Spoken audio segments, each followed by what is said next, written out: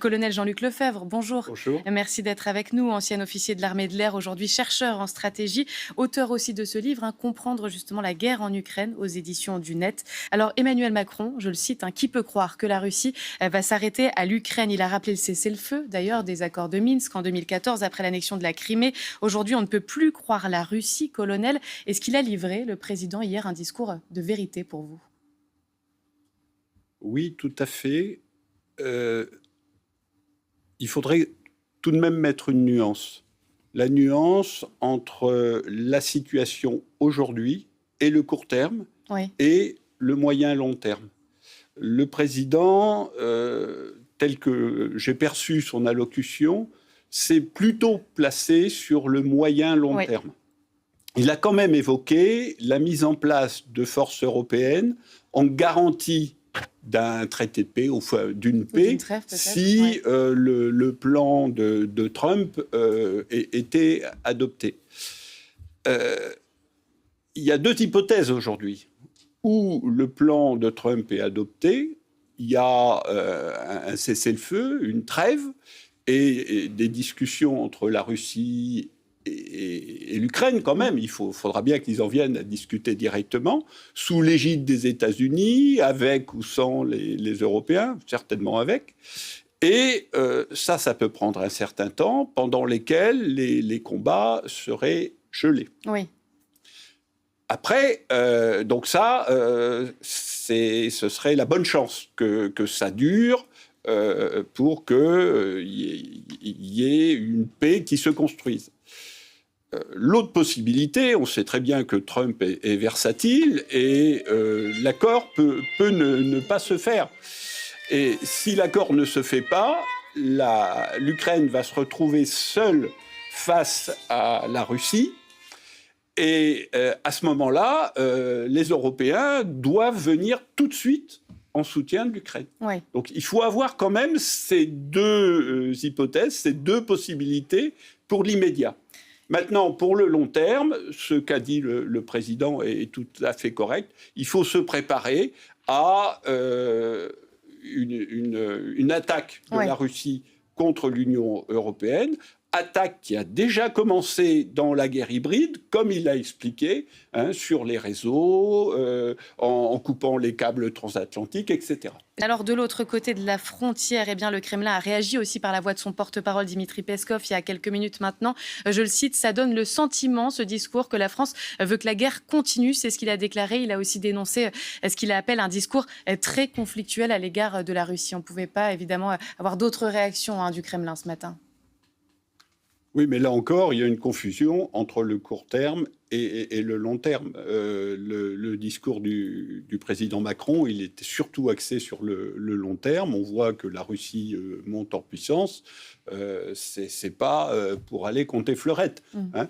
Donc, il faut qu'on se prépare à faire face avec des moyens conventionnels, parce que le parapluie nucléaire qui est proposé aux autres pays européens n'est pas une garantie. Oui. On peut en reparler si vous voulez. On va en reparler évidemment dans quelques minutes. C'est une fausse idée de dire qu'on est plus protégé, le président Macron l'a dit hier, que la France serait plus protégée que ses voisins parce qu'elle a l'arme nucléaire.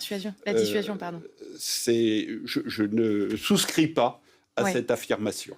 On voit à l'image, Emmanuel Macron qui vient d'arriver à Bruxelles, donc au palais d'Egmont, le président qui donc rencontre évidemment ses homologues européens avant de se rendre à ce sommet des 27, encore une fois en présence de Volodymyr Zelensky sur l'Ukraine. Colonel. Oui, je voulais juste un argument sur les avoirs russes.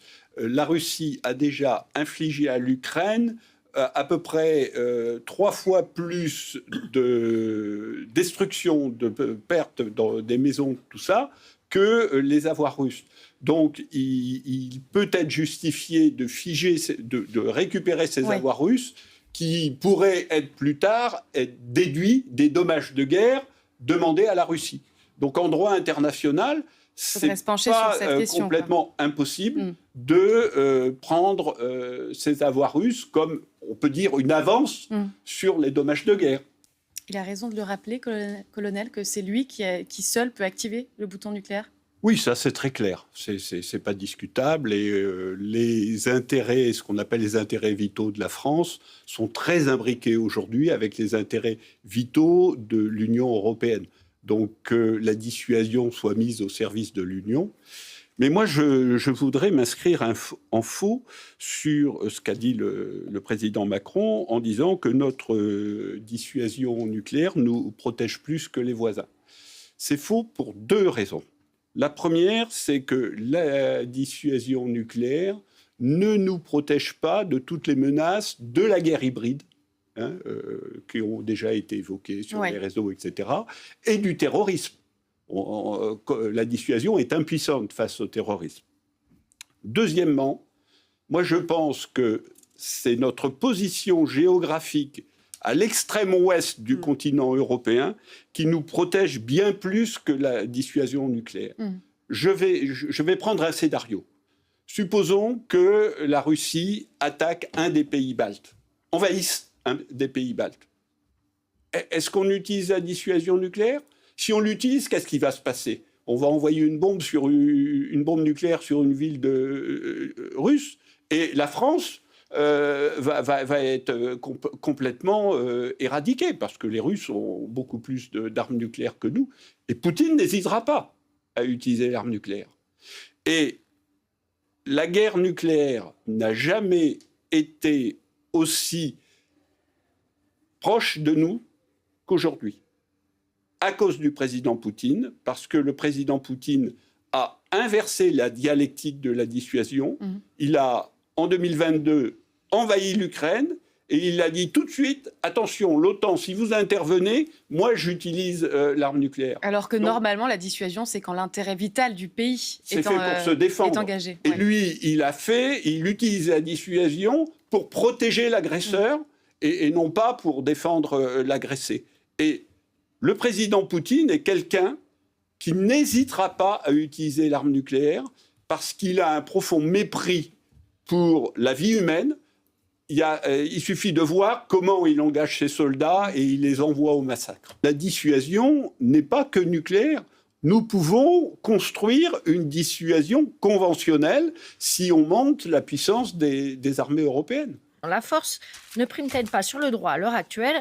Et surtout, pourquoi ne pas faire payer l'agresseur ? Donc on imagine la Russie. Jean-Philippe nous demande pourquoi ne pas faire payer la Russie, Jean-Luc Lefebvre ?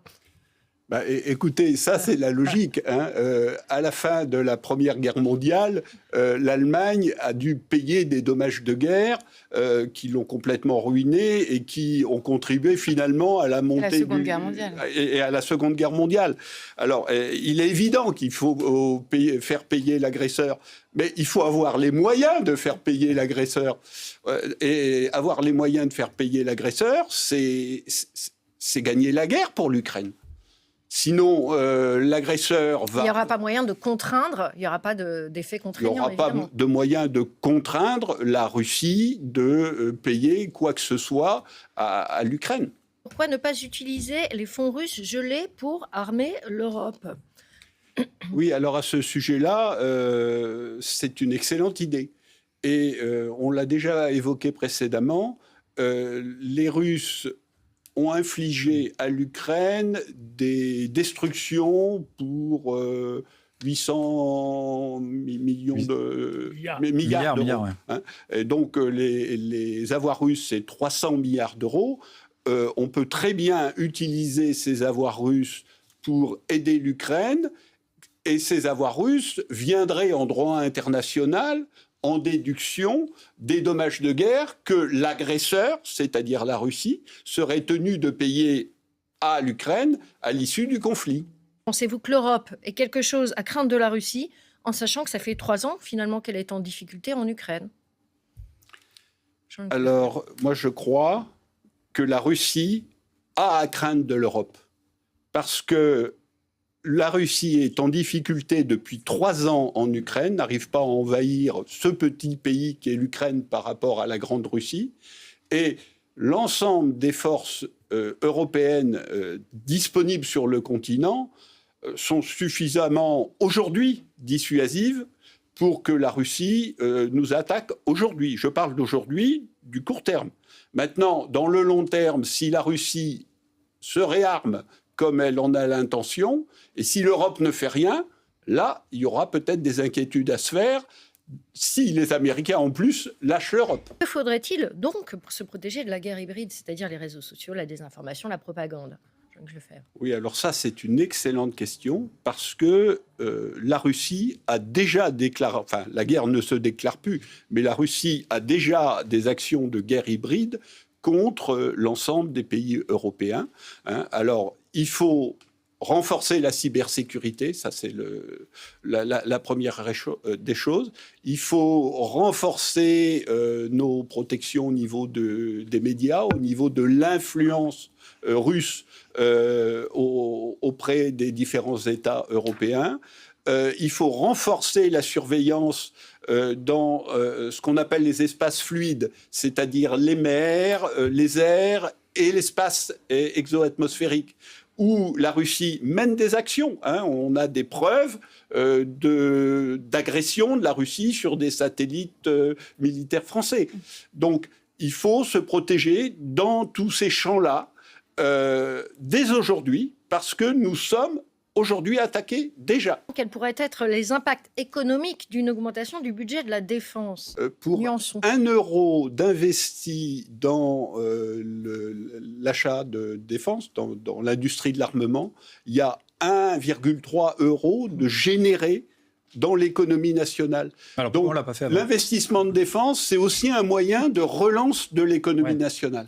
Puisqu'on parle d'engagement, il y a cette question, et elle est pour vous, Jean-Luc Lefebvre. Pensez-vous qu'au niveau de la défense nationale, le retour du service militaire est envisageable? Pour vous répondre franchement et directement, pas dans l'immédiat.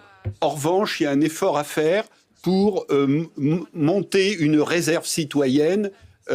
Et si on peut le faire au niveau européen, ce serait encore mieux.